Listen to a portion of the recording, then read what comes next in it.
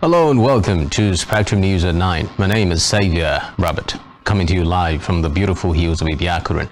Let's take a look at the headlines. President Buhari approves the deployment of technology to fight insecurity in Southeast. As U.S. South Korea planning response to any North Korea nuclear use. Details of these stories and more in a moment.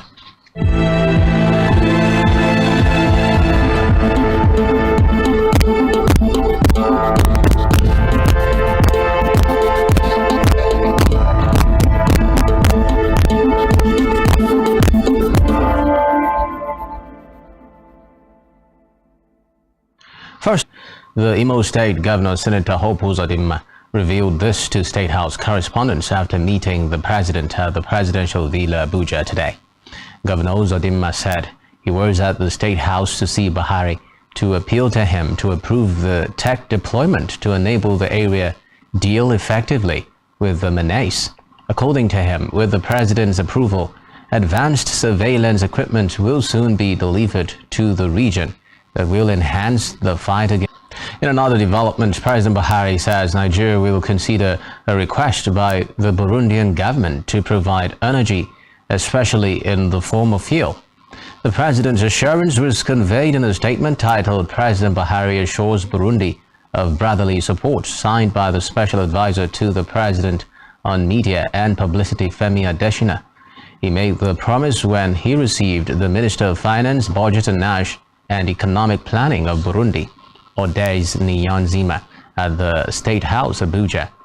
President, in the spirit of African solidarity and brotherliness, delivering his country's message to the Nigerian leader, the special envoy of President Evariste Ndayishimiye, wished the nation well in its general elections scheduled for February and March this year. Away from there, President Muhammad Buhari has signed the 21.8 trillion naira budget for 2023 into law. The president said the signing will prevent delay in the 2023 budget implementation. He further urged the National Assembly to reconsider the decision on his administration's loan request. President Buhari has also tasked ministries, departments, and agencies and institutions of government to accelerate the implementation of critical measures aimed at improving the Nigerian business environment while ensuring the welfare of the people. The budget increased from 20.5 trillion naira in October to 21.8 trillion naira.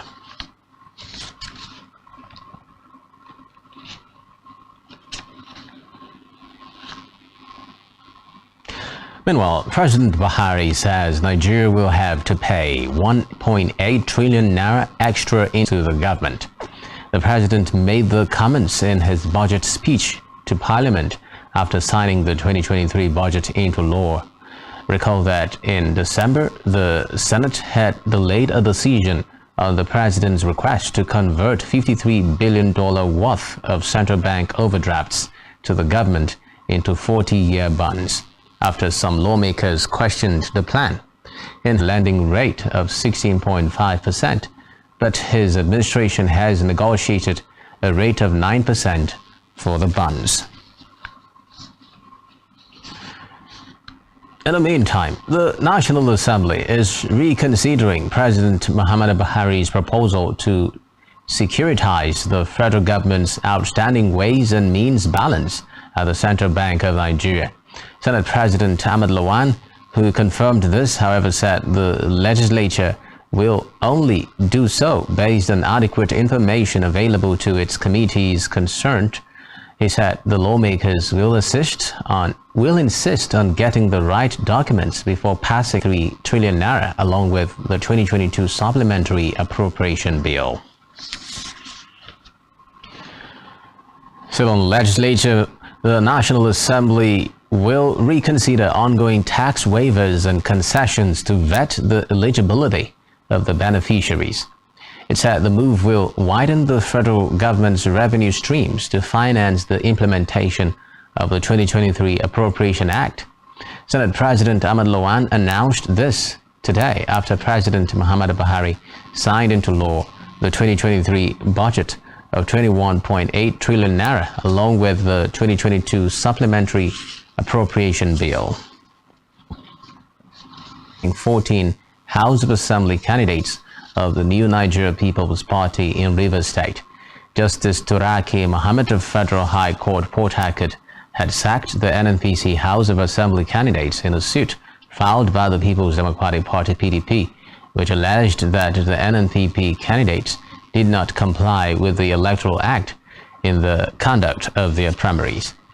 But the three-man panel of appeal, in a unanimous judgment, held that the PDP has no locus standi to challenge another political party on the issue of party primaries. The appeal court panel also ruled that the Federal High Court lacked the jurisdiction to hear the matter in the first place and directed the Independent National Electoral Commission (INEC) to enlist the 14 House of Assembly candidates of the NNPP. Meanwhile, count is a sign of victory for his party and a failure for the ruling party in the state.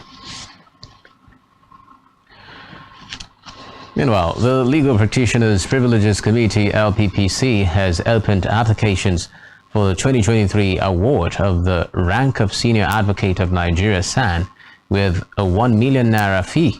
The application began on January 1 and closes on March 31, 2023.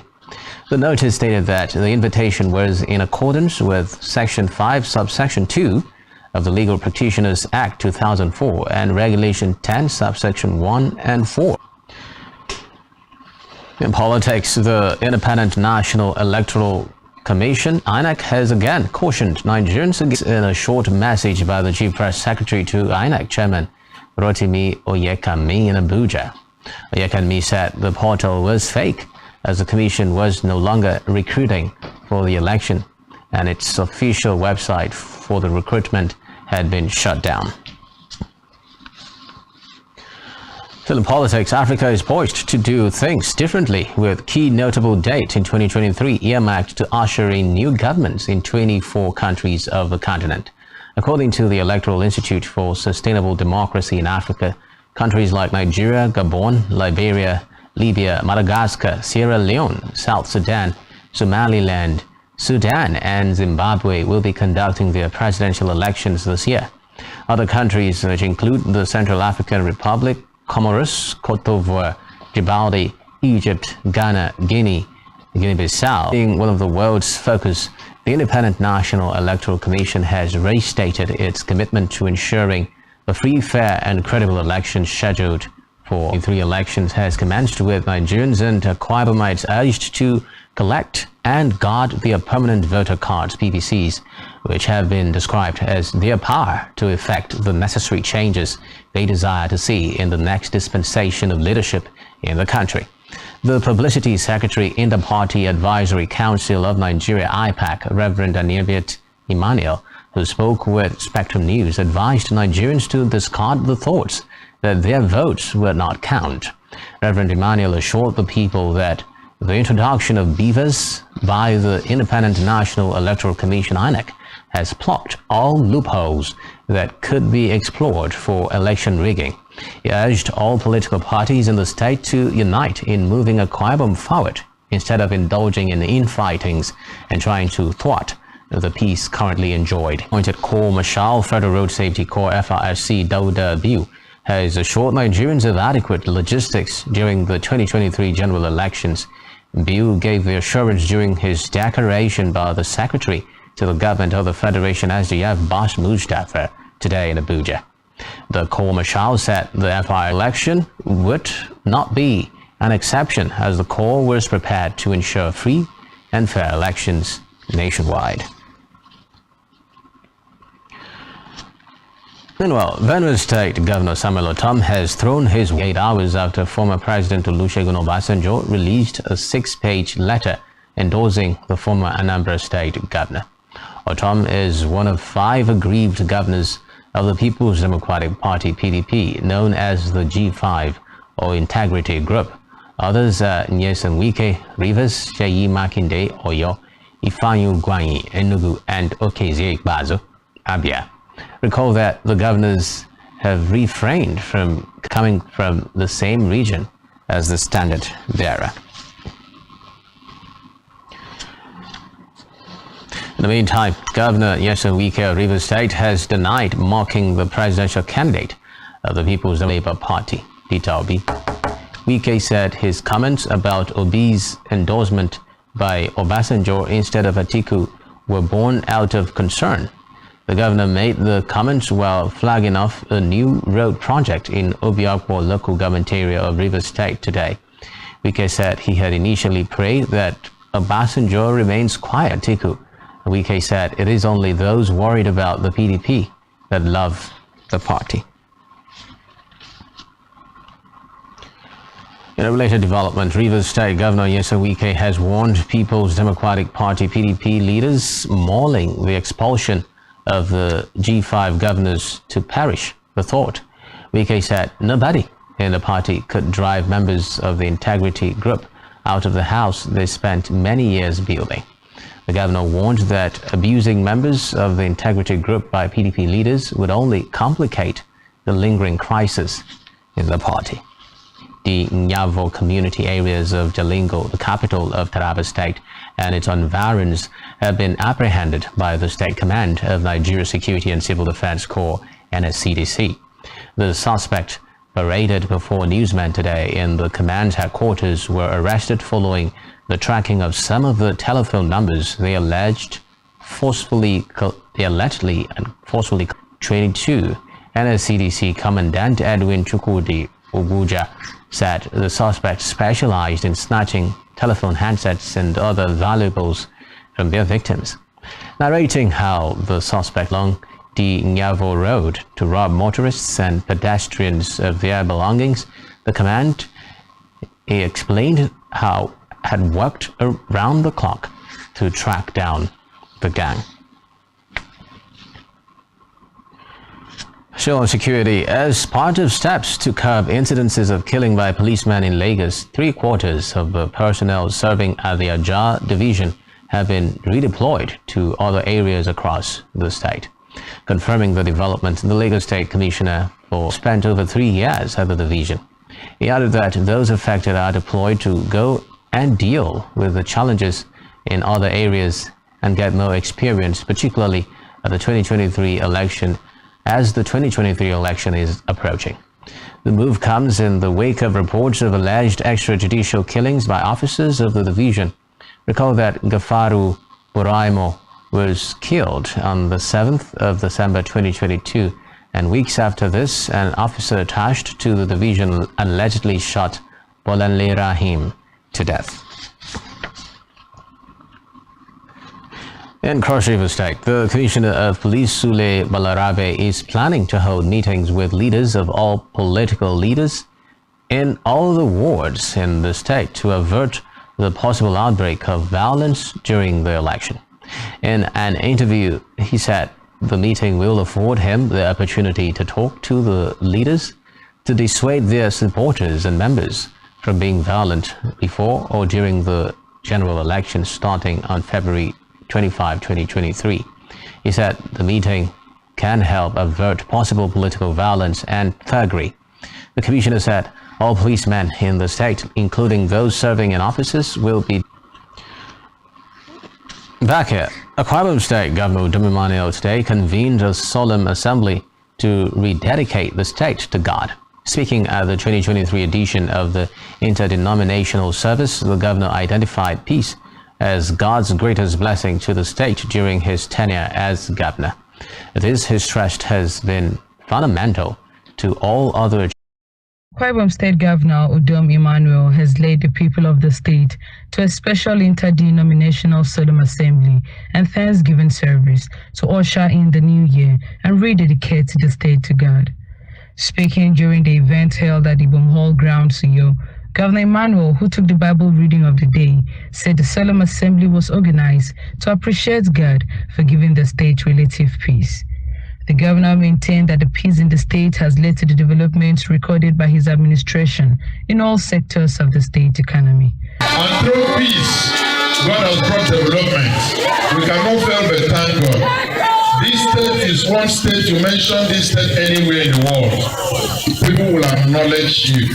So it's an oasis of peace and tranquility. In a sermon, the General Overseer of the Redeemed Christian Church of God Worldwide, Pastor Enoch Adeboye, who preached on the theme of the service, Go Forward. God is angry with the wicked every day. He has been merciful with you up till now.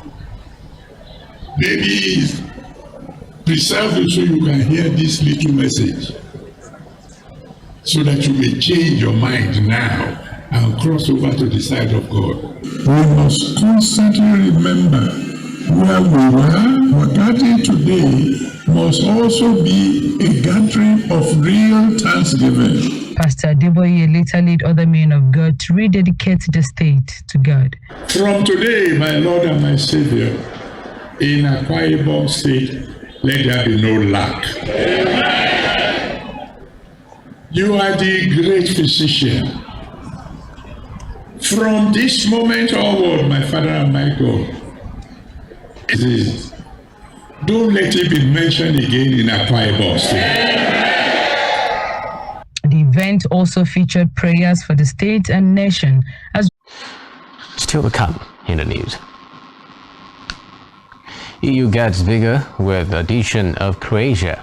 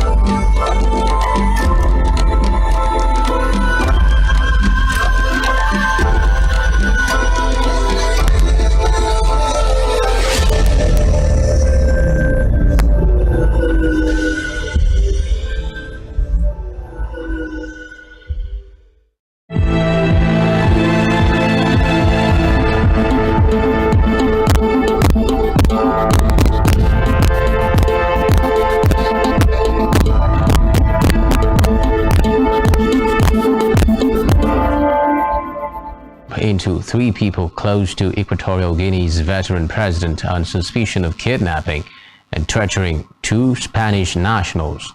Campaign groups have long accused President Teodoro Mbasogo's government. The Spanish High Court is investigating one of Mbasogo's sons, Camelo Obiang, his security director Isaac Endo, and security minister Nicolas Obiang's government, and were arrested in South Sudan in 2020 and flown to Equatorial Guinea. 2 other dissidents, Equatorial Guinea nationals who reside in Spain, were reportedly kidnapped. Investigations have started into the circumstances in which a Uganda soldier under the African Union Transition Mission in Somalia shot 3 of his colleagues dead in Mogadishu. The shooting took place at the headquarters of the Ugandan Army contingent. The spokesperson of the Ugandan Army, Felix Kulaigi, confirmed the incident to a newsman and the arrest of the soldier. Reports say the second victim was shot 3 times in the head as he tried to find out who stopped when an officer tiptoed and disarmed the shooter.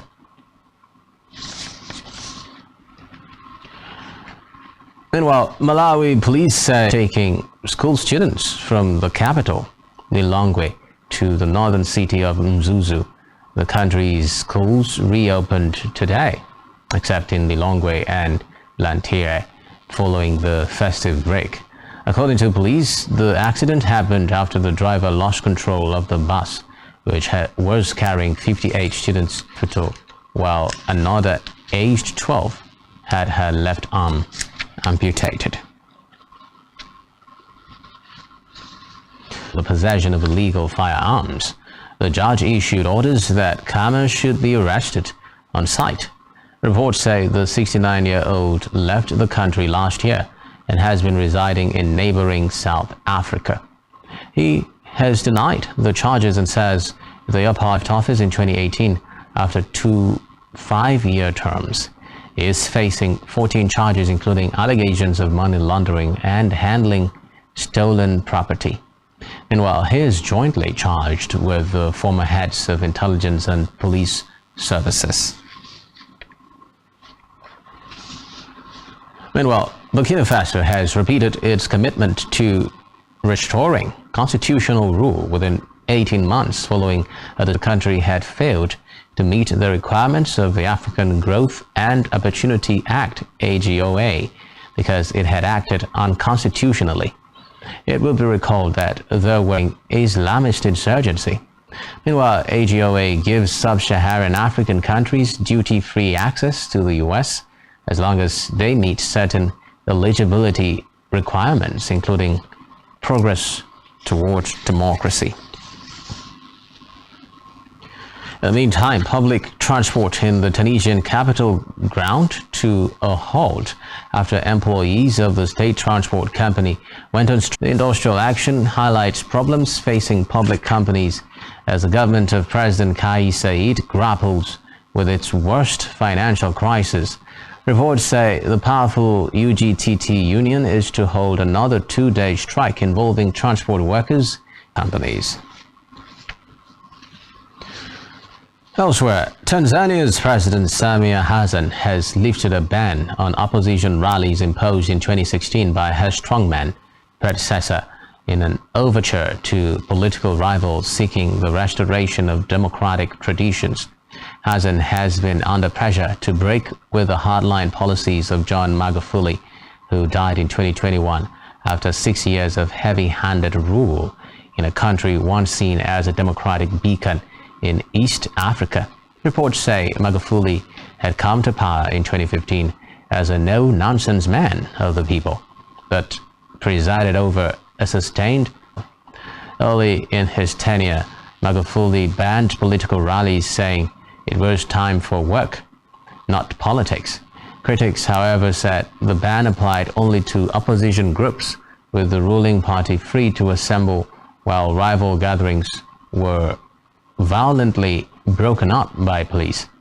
In revoking the ban, Hassan were a right for all. Still in Africa, bus workers in the Tunisian capital have staged a strike over delays in salaries and the lack of an end-of-year bonus while creating traffic jams across the capital. The strike has been noted as the latest in a string of similar actions as Tunisia grapples with an economic crisis that has led to frequent shortages of basic goods from petrol to cooking oil.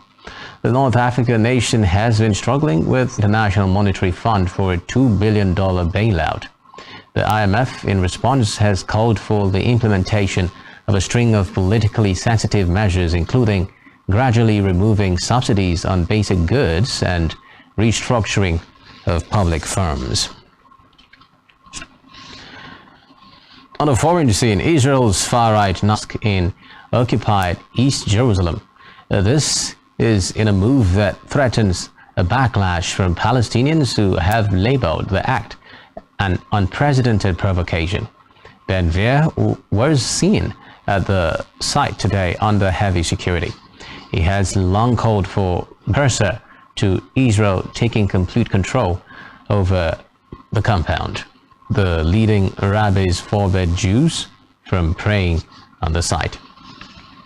Elsewhere, about 200 people have laid roses and wreaths in a central square in the Russian city of Samara, home to many of the servicemen killed in the New Year's Eve strike by Ukrainian forces on a building in the Donbas town of Makiivka. An Orthodox priest recited a prayer, and soldiers in the United Russia Party. Local media reported similar gatherings in other parts of the Samara region. Putin has yet to spend with their families. Meanwhile, Ukraine's President Volodymyr Zelensky says Russia is planning a protracted campaign of drone attacks in a bid to demoralize Ukraine. Zelensky said he had received intelligence reports suggesting that Moscow will launch the attacks using Iranian-made drones. This comes after Ukraine carried out a strike that killed hundreds of Russian soldiers in the Donbas region. In an extremely rare admission of battlefield losses, Russia said the attack killed 63 of its troops. Still on the foreign scene, Ukrainian President Volodymyr Zelensky says he has discussed further defense cooperation with the United Kingdom's Prime Minister Rishi Sunak following the pair's talks by phone. Zelensky tweeted, a spokesperson for Sunak said the two leaders had discussed the drone attacks on Ukraine in recent days during their call. The British leader told Zelensky that Ukraine could count on the UK to continue to support it for the long term. Meanwhile, Russian President Vladimir Putin and his Kazakh counterpart Kassym-Jomart Tokayev have held talks about cooperation in the energy sector. The president's discussions buy up to 10 million tons of oil per year to China. Kazakhstan, which is the world's largest landlocked country, uses Russia's infrastructure to export its oil at a time when Western countries have imposed price caps and a ban on seaborne Russian oil exports over the Kremlin's offensive in Ukraine. In the meantime, Russian nationalists and military bloggers are accusing the defense ministry's eastern Donbas region. Bloggers said the extent of the destruction at Makiivka was a result of ammunition stored in the same building as a barracks, despite commanders knowing it was within range of Ukrainian rockets. A former commander of pro-Russian troops in eastern Ukraine, Igor Gerkin, who is now one of the highest-profile Russian nationalist military bloggers, said military equipment stored at the site was uncamouflaged. Elsewhere, senior Iranian officials and commanders have renewed a vow to avenge the assassination of top General Qasem Soleimani in Iraq 3 years ago. It could be recalled that Soleimani, who was the commander of the Quds Force of the Islamic Revolutionary Guard Corps and a main architect of Iran's regional influence, was hence to mark the 3rd anniversary of his death today, and in the days leading to it, a series of top figures in the Islamic Republic pledged that they remained fully committed to their promise of harsh revenge for the slain general. Speaking at the Grand Mosala, where public demonstrations had been encouraged through banners across the city for days, the president said Soleimani was a champion of fighting terrorism and global arrogance, who dragged the U.S. hegemony in the region to defeat. Nuclear weapons. Spokesman for the National Security Council gave the warning at the White House today.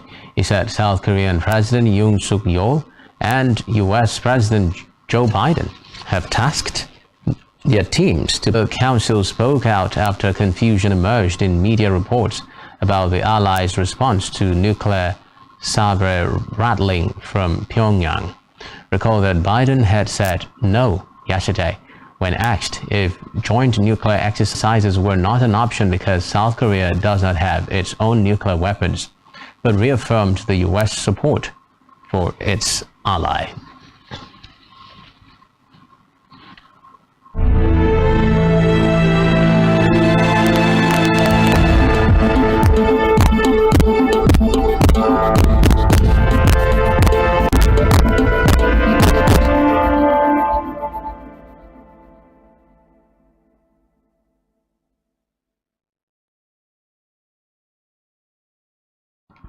Thank you and welcome to Business News. My name is the newest country to join the European Union. Croatia has also started utilizing the euro as its currency as part of the Eurozone and part of the Schengen area. The country relaxed its borders last month on December 8th. Croatia adds its population to the 347 million of Europeans using the euro. As of January 1st, 2023, the euro will replace the kuna, or is replacing the kuna, as a for 7.5345 Croatian kuna. According to the EU, about 70% of ATMs in Croatia are already distributing euros. With Croatia joining the Eurozone on January 1st, 2023, the euro will gradually replace the kuna as the currency of Croatia. Looking at Nigeria's central bank report, the use of cash will naturally slow by 2025. In its Payment Vision 2025 document, the CBN said by 2025, Nigeria aspires to have a cashless and efficient electronic payment system infrastructure that facilitates financial services in all sectors of the economy, international standards. According to the CBN document obtained from its website, the Nigerian payment landscape has many options that have displaced cash in recent times, including electronic bill payments, mobile phone top-up, and mobile and instant payments. Still in Nigeria, 2023 budget, debt service increased to 6.6 trillion naira amid World Bank concerns. The federal government has allocated 6.6 trillion naira to debt service. In the 2023 appropriation bill was increased by 1.32 trillion naira to 21.83 trillion naira from the 20.51 trillion naira proposed by the president. Details of a signed budget revealed that debt servicing was also increased to 6.6 trillion naira from 6.31 trillion naira as the World Bank complained of its impact of Nigeria's revenue. In a report in December, the World Bank said Nigeria and other developing economies. At the end of the first trading session of 2023 on the Nigerian Stock Exchange, a total of 129.174 million shares and 4,121 deals, corresponding to a market value of 2.039 billion naira were traded. Compared with the previous trading day of Friday, December 30th, today's data shows 85% decline in volume, 72% decline in turnover, but 16% improvement in deals. The current market listed equities participated in trading, ending with 23 gainers and 11 losers. BUA Foods led the gainers with 10% share price appreciation, closing at 71 naira 50 kobo per share. On the losing side, Telarams came out last with an end-of-day price appreciation of 9.82% at 2 naira and 2 kobo per share. First Bank Nigeria Holdings recorded the highest volume of 15.1 million traded shares. This is all on Business News. Back to Xavier Robert for the rest of the news. Many thanks, Blyden. Still to come in the news. Ima Raducanu makes winning start to 2023 with victory in Auckland. Do stay with it.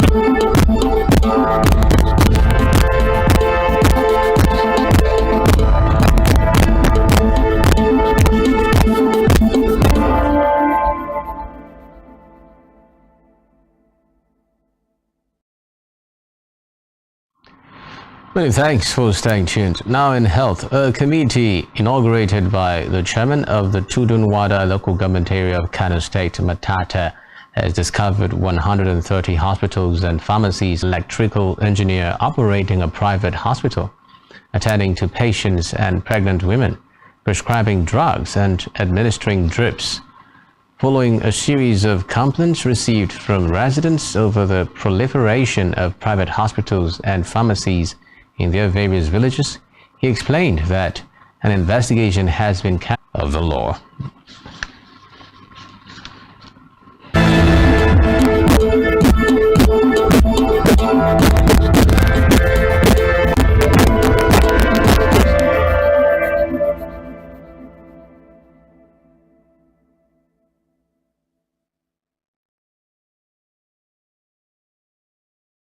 Thank you, Xavier Roberts. Good evening and welcome to the Sports Desk. I am Bright James. We'll begin with tennis, where Emma Raducanu made a winning start to 2023 with victory over Tunisia Linda Fruhvirtova in our opening match at the ASB Classic in Auckland. The Britain's 20 came through 4-6, 6-4, 6-2 against the 7th, one place lower than her in the world at 79th. But she won 4 games on a trot to change the momentum and win the match.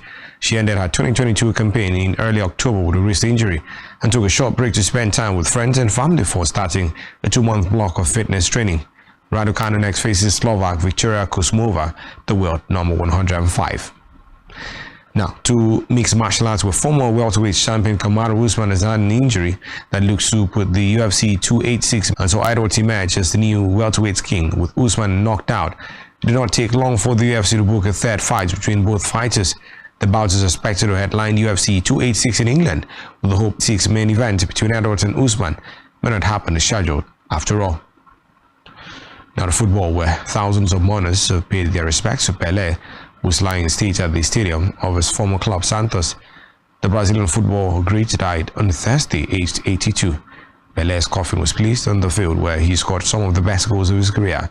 Mourners walked past his casket in the 16,000-seat stadium outside Sao Paulo. The burial took place today in a vertical cemetery, 600 meters away. And that's it from the Sports Desk this evening. I am Bright James. Over now to B2 Brian for Entertainment News.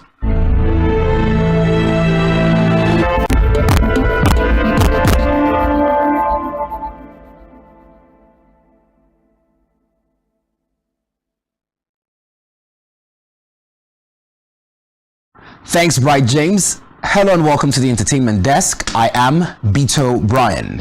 Making our bulletin this evening is a report that Lionel Messi's fan with the player's name face tattooed regrets. Having inked across his forehead following Argentina's World Cup triumph, he now admits he regrets it after being trolled for being stupid. The Colombian influencer Mike Jams inked the word Messi on his forehead, 3 stars on one of his cheeks for each of the World Cups Argentina has won, and the inscription D1OS on the other cheek, a combination of the Spanish word for God with the player's famous number 10 shirt. In the motherland, and has become more attached to his origin. American heavyweight rapper Robert Rick Meek Williams, popularly known as Meek Mill, has vowed to work with 3 heavyweight African rappers after Shatta Wale brought up the conversation on Twitter.